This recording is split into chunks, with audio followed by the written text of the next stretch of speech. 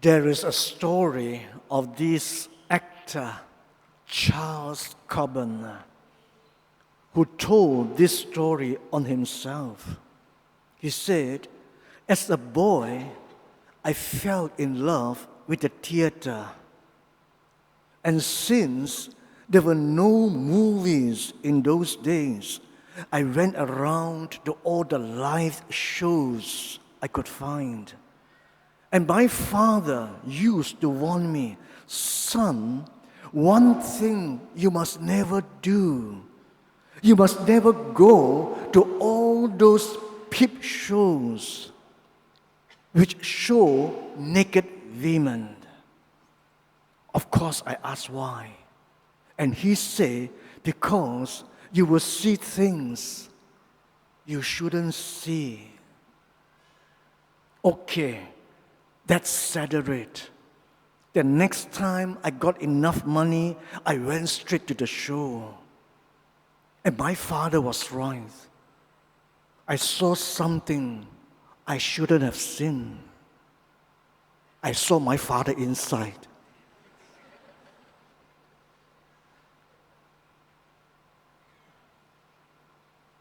Sometimes we are shocked to hear or read in the newspapers of apparently good people, public figures, or even church personalities who are discovered to be leading double lives. These are present-day Pharisees that Jesus condemns in today's gospel. Do what they tell you and listen to what they say, but don't be guided by what they do, since they don't practice what they preach.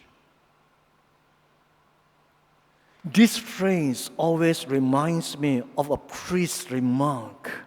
He said, I know that it is a shame that I do not practice what I preach. But it would be far worse if I were to preach what I practice. This statement, of course, was made in good humor and by a very fine priest who did practice what he preached.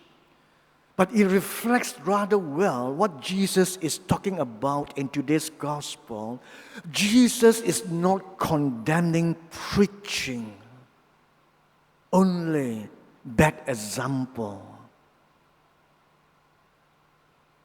We all don't have a favorable attitude towards anyone who does not practice what he has to say.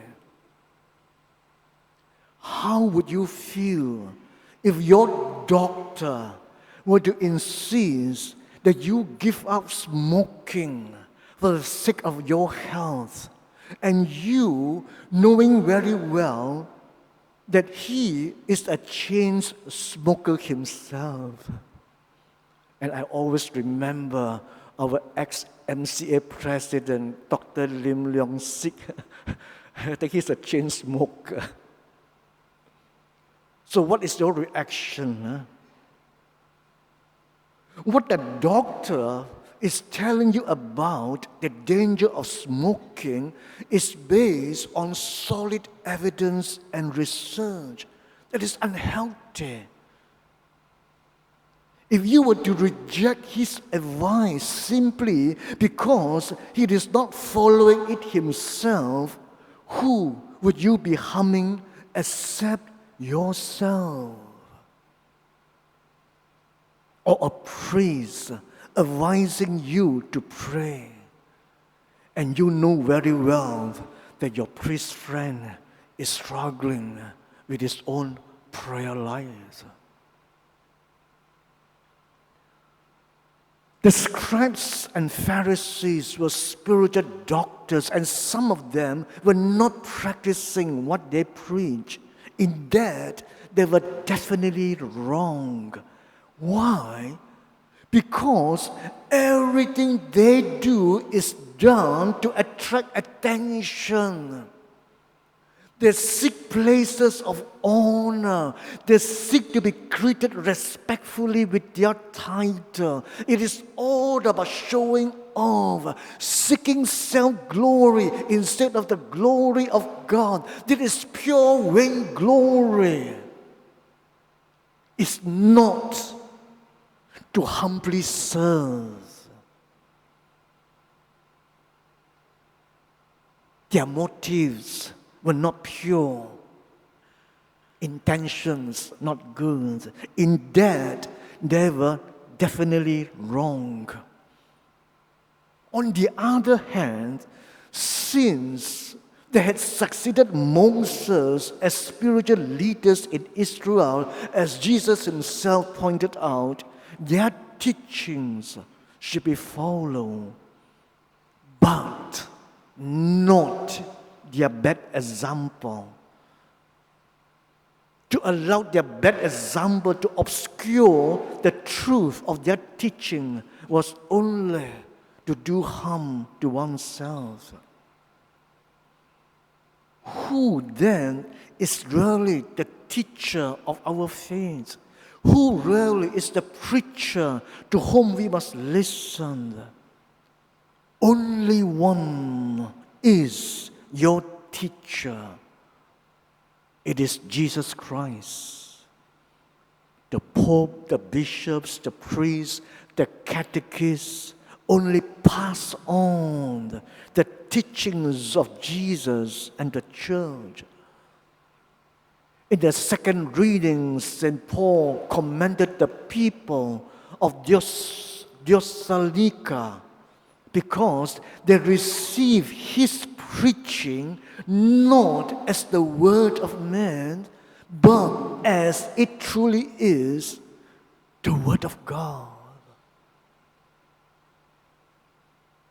The real question then centers around the good example of Jesus, the teacher. Jesus was the one who practiced what he preached and preached what he practiced. Like for example, he preached about love and forgiveness, and on the cross, he did just that in his prayers to the Father for those who crucify him. Father, forgive them, for they know not what they do. We must listen. We must heed the word of God, no matter who the preacher may be, unless we really think that he is preaching the wrong teaching. It's not the teaching of Jesus. This is not the teachings of the church. And that in conscience, we couldn't follow.